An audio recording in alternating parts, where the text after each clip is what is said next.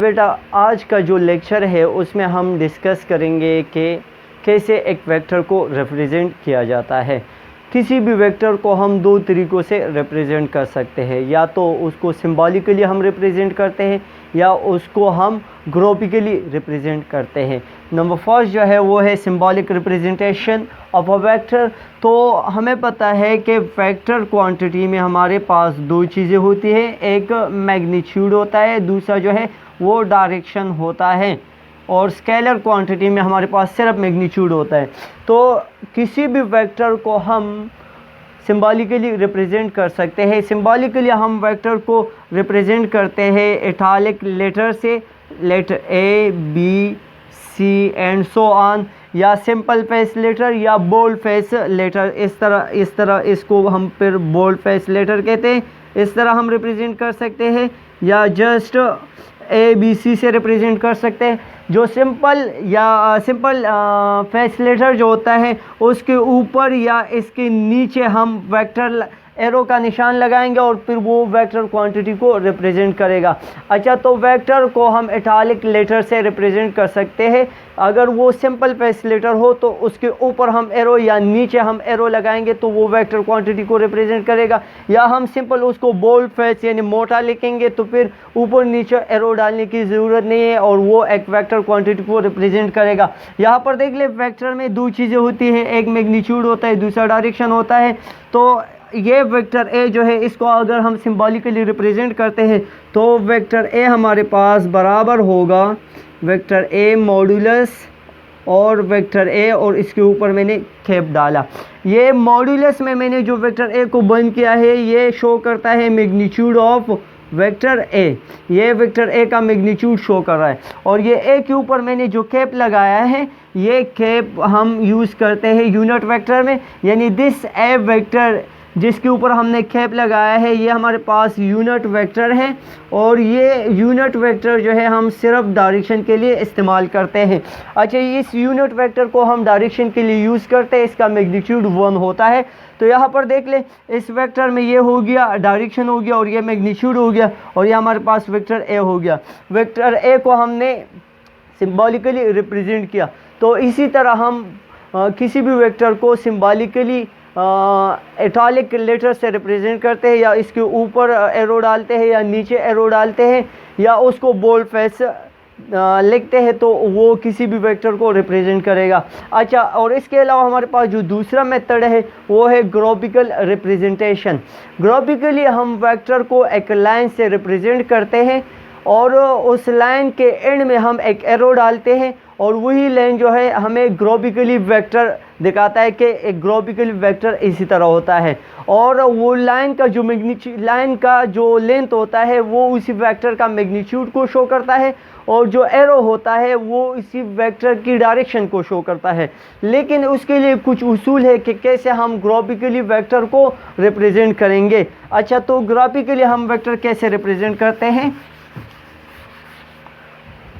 ये देख ले। Let this is vector A, ये हमारे पास वेक्टर ए है, इसको मैंने ग्राफिकली रिप्रेजेंट किया है। इसको मैंने ग्राफिकली रिप्रेजेंट किया है एक लाइन के ज़रिए। ये लाइन का यहाँ ये डिस्टेंस, यहाँ से लेकर यहाँ तक ये डिस्टेंस जो है यानी इसका जो लेंथ है ये इस वेक्टर की मैग्नीट्यूड को शो करता है, वेक्टर ए की मैग्नीट्यूड को शो करता है। और यहाँ पर जो एरो है ये इस वेक्टर ए की डायरेक्शन को शो करता है। लेकिन इसके लिए कुछ उसूल है, और वो उसूल ये है कि हम सबसे पहले स्टेप नंबर 1 हम ड्रा करेंगे न्यूज़ यानी नॉर्थ साउथ ईस्ट वेस्ट वो ड्रा करेंगे, या कोऑर्डिनेट सिस्टम ड्रा करेंगे जिसको हम एक्स एक्सिस और वाई एक्सिस कहते हैं। इस कोऑर्डिनेट सिस्टम और न्यूज़ को हम नेक्स्ट लेक्चर में डिटेल में डिस्कस करेंगे। लेकिन किसी भी वेक्टर को रिप्रेजेंट करने के लिए सबसे पहले लाजिमी ये है कि आप लोग इसके लिए न्यूज़ ड्रा करें, नॉर्थ साउथ ईस्ट वेस्ट ये वाला डायरेक्शन ड्रा करें, और कोऑर्डिनेट सिस्टम या एक्स वाई सिस्टम उसके लिए ड्रा करें। अच्छा, इसके बाद आपको सेलेक्ट अ सूटेबल स्केल, उसके बाद आपको एक स्केल सेलेक्ट करना होगा। अच्छा, फिर इसके बाद आप draw a line in the direction of a vector, उसी वेक्टर के डायरेक्शन में आपको लाइन ड्रा करना होगा अकॉर्डिंग टू द स्केल, उस स्केल के मुताबिक, और फिर क्या करना होगा लास्ट में, put an arrow in the direction of a vector for example, और फिर उस लाइन के एंड पर हम एरो डालेंगे जो वेक्टर की डायरेक्शन में होगा। अच्छा, हमारे पास एक वेक्टर है फोर्स एक वेक्टर क्वांटिटी है, लेट ये 100 न्यूटन फोर्स है। इसको हम इस तरीके से, ये टूवर्ड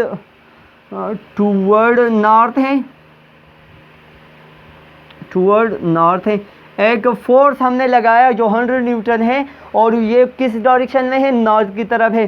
कैसे हम इसको ग्राफिकली रिप्रेजेंट कर सकते हैं? नंबर फर्स्ट शर्त जो है वो तो हमारे पास यहाँ मौजूद है, नॉर्थ साउथ ईस्ट वेस्ट वाज़े हैं।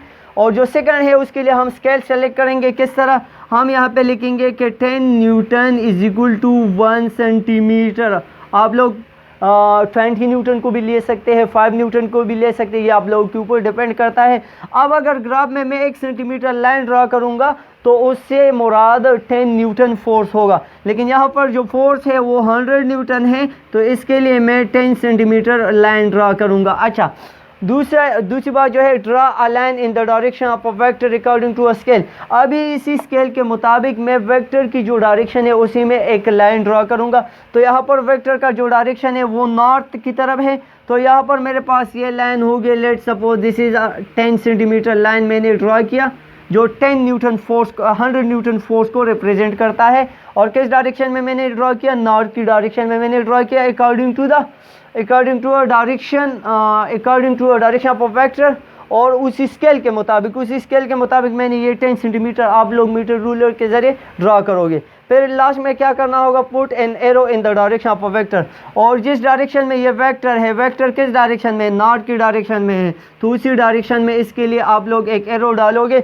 तो यहाँ पर ये लाइन का जो 10 सेंटीमीटर लेंथ है ये इसी वेक्टर का मैग्नीट्यूड को रिप्रेजेंट करता है, और ये एरो जो है ये इसी वेक्टर की डायरेक्शन को रिप्रेजेंट करता है। इसी तरह हम किसी भी वेक्टर को दो तरीक़ों से रिप्रेजेंट कर सकते हैं। एक तो सिंबॉलिकल है, जो लेटर से हम रिप्रेजेंट करते हैं, ऊपर या नीचे एरो डालते हैं या बोल्ड फेस लिखते हैं। और दूसरा मेथड मैंने आप लोगों को बताया जो ग्राफिकल मेथड है, उसमें हम लाइन ड्रा करते हैं और लाइन के एंड में हम एरो डालते हैं। एरो जो डायरेक्शन को शो करता है और लाइन की लेंथ जो है वो वेक्टर की मैग्नीट्यूड को शो करता है। अच्छा, यहाँ पर ये मैंने ग्राफिकली एक वेक्टर F100 न्यूटन को रिप्रेजेंट किया है, इसको हम हेड कहते हैं, जो वेक्टर की डायरेक्शन शो कर रहा है, ये हेड वेक्टर की डायरेक्शन शो कर रहा है। और इसको हम टेल कहते हैं, यानी इसको हम इनिशियल पॉइंट भी कह सकते हैं, इनिशियल पॉइंट भी कह सकते हैं। ये हमारे पास इनिशियल पॉइंट भी है, हो सकता है, और ये हमारे पास टर्मिनल पॉइंट या फाइनल पॉइंट भी है। इसी तरह हम ग्राफिकली वेक्टर को रिप्रेजेंट कर सकते हैं। अच्छा, और इसके लिए हमें कोऑर्डिनेट सिस्टम की ज़रूरत होती है, और इंशाल्लाह इसको हम नेक्स्ट लेक्चर में डिस्कस करेंगे। अभी भी इसी टॉपिक के मुताबिक किसी भी स्टूडेंट को जो भी कन्फ्यूजन है वो कमेंट्स बॉक्स में लिख सकता है।